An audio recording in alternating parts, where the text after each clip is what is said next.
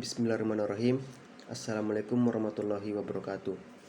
Pertama-tama, syukur serta salam kita panjatkan atas nikmat serta kesehatan yang telah diberikan Allah SWT, dan tidak lupa pula salawat serta salam kita panjatkan kepada Nabi Muhammad SAW. Saya Alif Batara Firman dari kelas 30 akan memaparkan atau mempresentasikan apa itu pengembangan paragraf. Pengertian paragraf. Paragraf merupakan bagian dari karangan tertulis atau bagian tuturan atau kata lisan. Sebuah paragraf ditandai oleh sesuatu kesatuan gagasan yang lebih tinggi atau lebih luas daripada kalimat. Paragraf umumnya terdiri dari sejumlah kalimat. Kalimat-kalimat itu saling bertalian untuk mengungkapkan gagasan tertentu. Adapun unsur-unsur gagasan. 1. Gagasan utama. Gagasan utama adalah gagasan yang menjadi dasar pengembangan sebuah paragraf. Gagasan utama yang eksplisit atau jenis paragraf deduktif, induktif, atau paragraf campuran.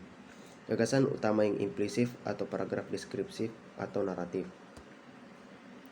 2. Gagasan penjelas. Gagasan penjelas adalah gagasan yang fungsinya menjelaskan gagasan utama. Kalimat yang mengandung gagasan penjelas disebut kalimat penjelas. Kalimat penjelas berisikan A. Uraian-uraian kecil, B. Contoh-contoh, C. Ilustrasi-ilustrasi, D. Kutipan-kutipan, atau E. Gambaran-gambaran yang sifatnya parsial. Contoh gagasan penjelas. Karyawan-karyawan di satu kantor tidak dapat bekerja dengan tenang karena kepala kantornya bersikap keras dan kaku. Seringkali dia bersikap seakan-akan dia sendiri yang paling benar. Semua kehendaknya harus diikuti, akibatnya suasana kerja di kantor itu semakin lama tidak mengenakan. Adapun juga jenis-jenis paragraf. 1. Paragraf deduktif. Paragraf deduktif adalah paragraf yang gagasan utamanya terletak di awal paragraf. Gagasan utama atau pokok persoalan paragraf dinyatakan dalam kalimat pertama. Contoh, satu-satunya bidang pembangunan yang tidak mengalami imbas krisis ekonomi sektor-sektor di bidang pertanian. Misalnya, perikanan masih meningkat cukup mengesankan, yaitu 6,65%. Demikian pula perkebunan yang meningkat 6,46%. Walaupun terkena kebakaran sepanjang tahun, sektor-sektor kehutanan masih tumbuh 2,95%. Secara umum, kontribusi dari sektor-sektor pertanian terhadap produk domestik bruto atau PDB meningkat dari 18,07% menjadi 18,04%. Padahal selama 30 tahun terakhir, pangsa sektor pertanian merosot dari tahun ke tahun. 2. Paragraf induktif. Paragraf induktif adalah paragraf yang gagasannya utama terletak di akhir paragraf. Mula-mula dikemukakan fakta-fakta ataupun uraian-uraian. Kemudian fakta-fakta tersebut digeneralisasikan ke dalam sebuah kalimat. Contoh, baik di Indonesia maupun di negaranya sendiri, Shinchan tidak dianggap sebagai role model yang baik buat anak-anak. Protes pun bermunculan. Ruang surat membaca di koran-koran dipenuhi dengan keberatan para orang tua terhadap komik yang laris manis itu. Umumnya surat itu datang dari kalangan ibu. Menurut mereka, dalam suratnya kelakuan negatif Shinchan ternyata diikuti oleh anak-anak. Shinchan di mata para orang tua Indonesia adalah setan kecil penebar virus. Paragraf campuran atau deduktif-deduktif. Paragraf campuran adalah paragraf yang gagasan utamanya terletak pada kalimat pertama dan kalimat terakhir. 4. Paragraf deskriptif atau naratif. Jenis paragraf ini gagasan utamanya tersebar pada seluruh kalimat. Paragraf ini tidak memiliki kalimat utama. Semua kalimatnya merupakan kalimat penjelas. Contoh, sikap santun dan penuh hormat kepada Umi bersemi sejak kanak-kanak.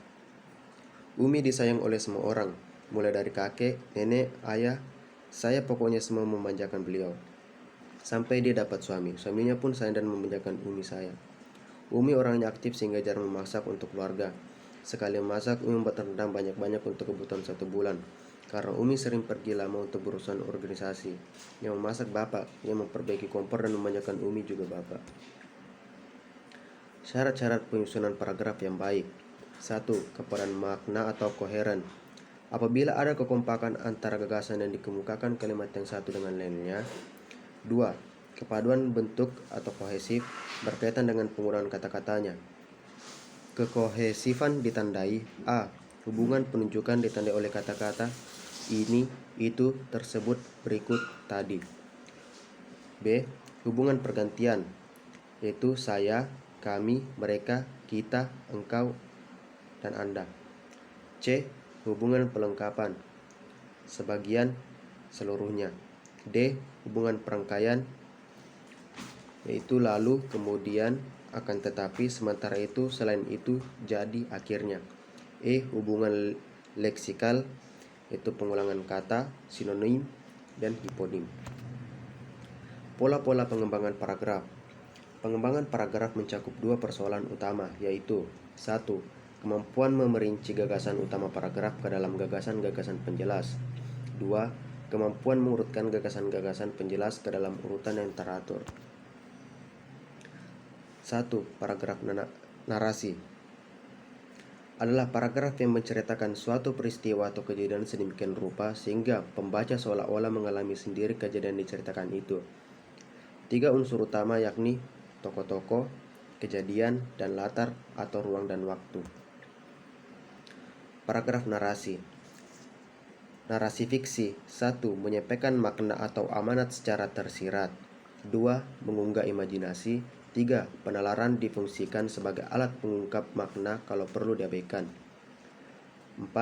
Bahasa cenderung figuratif dan menitik beratkan penggunaan konotasi. Narasi non-fiksi. 1. Menyampaikan informasi yang memperluas pengetahuan. 2. Memperluas pengetahuan atau wawasan.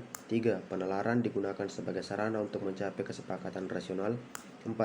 Bahasanya cenderung informatif dan menitik beratkan penggunaan denotasi. Adapun pola-pola pengembangan paragraf. 2. Paragraf deskripsi adalah jenis paragraf yang menggambarkan sesuatu dengan jelas dan terperinci. Pola pengembangan. A. Pola spasial adalah pola pengembangan paragraf yang didasarkan atas ruang dan waktu. B. Pola sudut pandang adalah pengembangan paragraf yang didasarkan tempat atau posisi seorang penulis dalam melihat sesuatu. 3. Paragraf eksposisi adalah paragraf yang memaparkan untuk menerangkan suatu hal atau objek untuk memaparkan masalah. Paragraf eksposisi menggunakan contoh, grafik, serta berbagai bentuk dan data lainnya. Pola pengembangannya. A. Pola proses merupakan suatu urutan dari tindakan-tindakan atau perbuatan-perbuatan untuk menciptakan atau menghasilkan suatu atau perurutan dari suatu kejadian atau peristiwa. B. Pola sebab akibat. Dalam hal ini, sebab bisa bertindak sebagai gagasan utama, sedangkan akibat sebagai perincian pengembangannya. Dapat pula sebaliknya. C. Pola ilustrasi. Dalam hal ini, pengalaman-pengalaman pribadi merupakan bahan ilustrasi yang paling efektif. 4. Paragraf argumentasi. Argumen bermakna alasan. Argumentasi berarti pemberian alasan yang kuat dan meyakinkan.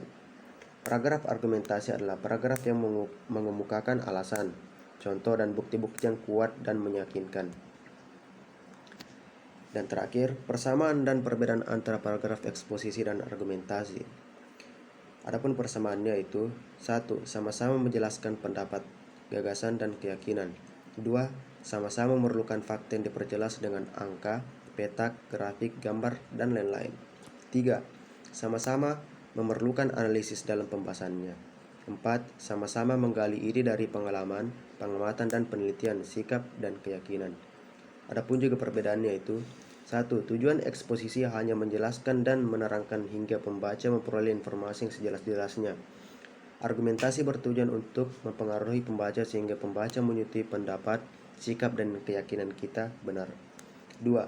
Eksposisi, penggunaan contoh, grafik, dan lain-lain untuk menjelaskan sesuatu.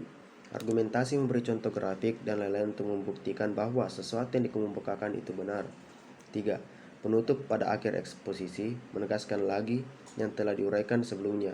Penutup pada akhir argumentasi berupa kesimpulan dan uraian sebelumnya. Sekian dari saya, lebih dan kurangnya mohon dimaafkan. Assalamualaikum warahmatullahi wabarakatuh.